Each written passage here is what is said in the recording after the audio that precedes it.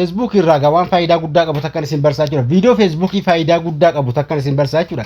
Facebook keessan gaa maaliin akka hojjechaa jiru haala itti ilaaluu dandeessan. Facebook keessan gaa maaliin banamee jira isa jedhu akkasuma lakkoofsi Facebook ittiin banamee isin irka jiraachuudhaa fi nama biraa akka jiraachuu Gmail accountii Facebook ittiin hojjechaa jiru kan keessan immoo kan nama biraatii isa jedhu haala adda baafattanii baruu dandeessan.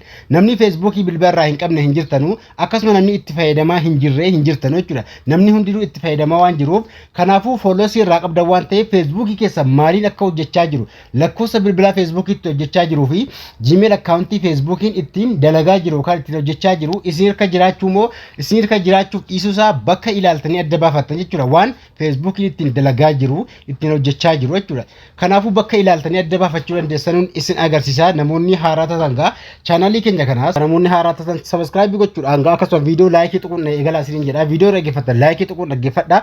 Chaanalii viidiyoo kana akka namoota hedduu bira gahuuf share gochuudhaan akkasuma na gargaara isiniin jedha hundi keessaniyyuu.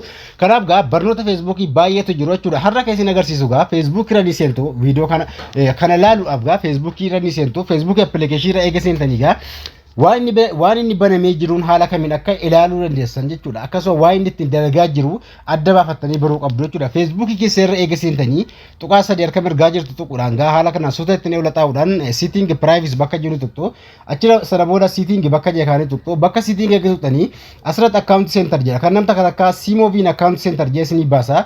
Yookaan immoo account center bakka jiru kan tuqxu achira yeroo tuqxanu haala kanaan gara fuula duraa isin fidaa jechuudha. Asirra yeroo isin fide eessarraa yookaan isin ilaaluu dandeessan personal detail bakka jiru kana mallattoo xiyyaa tuquudhaan asirra ni dhuftu jechuudha. Asirra yeroo dhuftan ka awwalaa kun content info bakka jedhu kana mallattoo xiyyaa yeroo tuqxanus ni ilaaltu. Asirratti haala kanaan isin mul'isa. Content info jalatti Gmail accountii Facebook ittiin banamee jiruu fi lakkoofsa bilbilaa Gmail Facebook ittiin banamee jiru kan Facebook jala jiru isin agarsiisaa jechuudha. Lakkoofsi bilbilaa yookaan Gmail accountiin kun yoo tokko ta'uu danda'a keessa yookaan lakkoofsa qofa jiraachuu danda'a yookaan immoo Gmail qofatiin jiraachuu danda'a jechuudha. Kanaafuu mallattoo xiyyaa kana yeroo tuqxanus sanuma isin agarsiisaa jechuudha. Lakkoofsa ajjala jiru ka Facebookiin ittiin hojjechaa jiru yookaan ittiin banamee jiru Gmail accountiis yoo ta'e emailii Facebookiin ittiin banamee jiru kana. Emailiin kun egaa ka Facebookiin ittiin hojjechaa jiru yookaan immoo Facebookiin keessan ittiin dalagaa jiru jechuudha. Lakkoofsi bilbilaa jala jirus ka Facebookiin ittiin dalagaa jiru jechuudha. Kanaafuu kan jallaa guyyaa dhalootaa keessaniidha. Kanaaf lakkoofsi Facebookiin kun ittiin dalagaa jiru kan keessan immoo kan nama biraasa jiru ilaaltanii adda baafachuu dandeessu jechuudha. Sana booda kan isin yoo kan keessan hin taane irraa jijjiiruu dandeessan. Kanaafuu jarjaruu hin qabdu yookaan immoo sardamuu hin qabdanu lakkoofsa Facebook ittiin hojjetaa jiru kun kan keessan yoo ta'e isin ka'uu jiraate haa ta'u rakkoon qabu. Ammoo garuu lakkoofsa jala jiru kun isin kan jiru yoo ta'e Facebook keessa yoo bareeffachuu hin dandeessan waan ta'eef irraa jijjiiruu qabdu.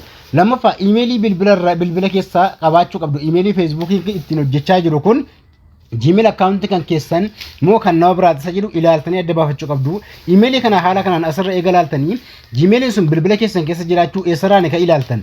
Bilbila keessa irraa setting irra geessanii ol xaa'uudhaan gaa maal gootu bakka account and backup bakka jedhu quraan manage account kana yeroo isin tuqxanu emailii Facebookiin keessan ittiin baname Gmail accountii bilbila keessaa qabdanu hunda keessa ni barbaadu jechuudha. Bakka manaaji kana yeroo isin tuqxanu tokko yoo lama ta'e lama jechuudha.